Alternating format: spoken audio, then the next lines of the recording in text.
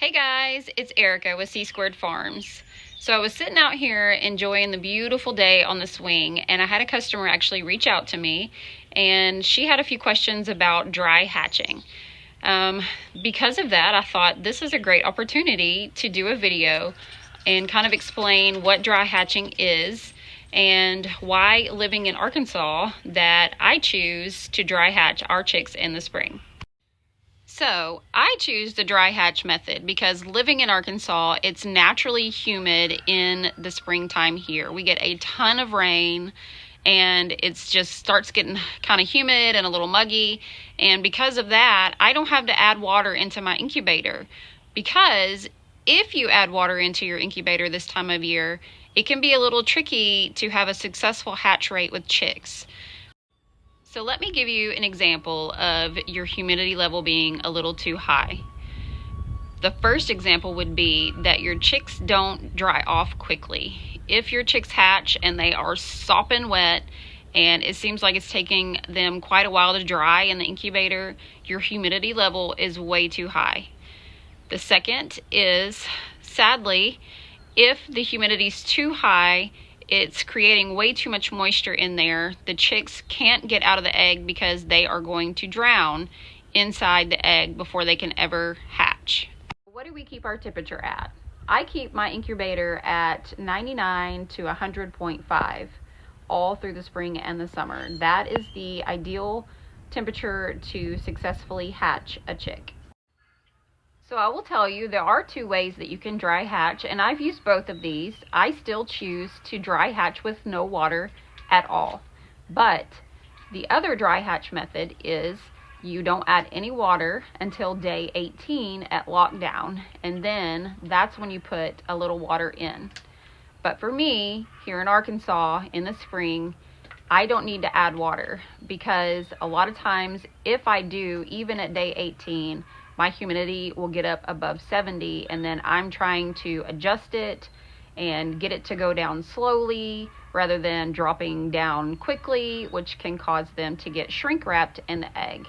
So let's do a recap from beginning to end.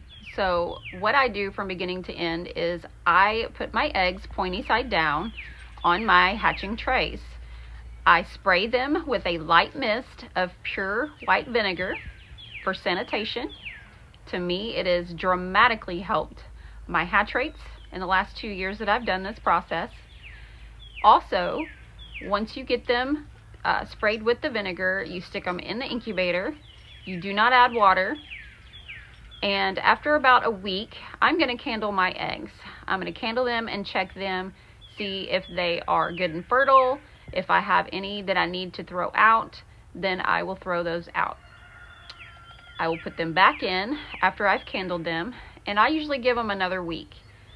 Sometimes I still candle a few right before I put them in on day 18 for lockdown, because I raise black copper Morans, and if you are familiar with them, their eggs are really hard sometimes to see through.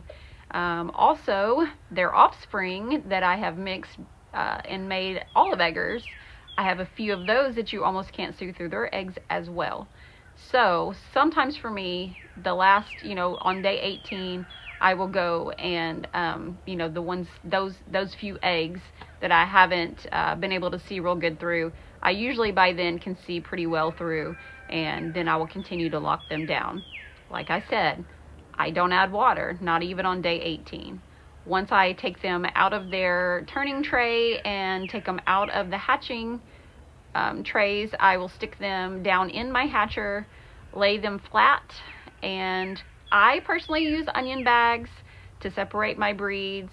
I know a lot of people have a lot of questions about that. This is my first year to use these, and to me it's been helpful because it's helped keep my big chunky chicks that are like Brahma mixes or large fowl Cochin mixes in an area to where they can't squish my little silky babies when they're hatching.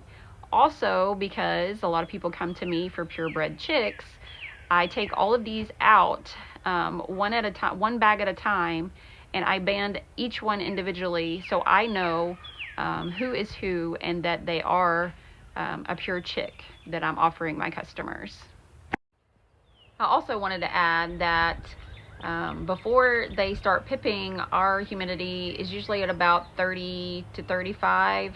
Once they do start pipping, our humidity typically jumps up to about 55 to 60. I really don't like it any higher than 60. That's my own personal preference for my specific machine, but that's, to me, above 60 is just too much for here.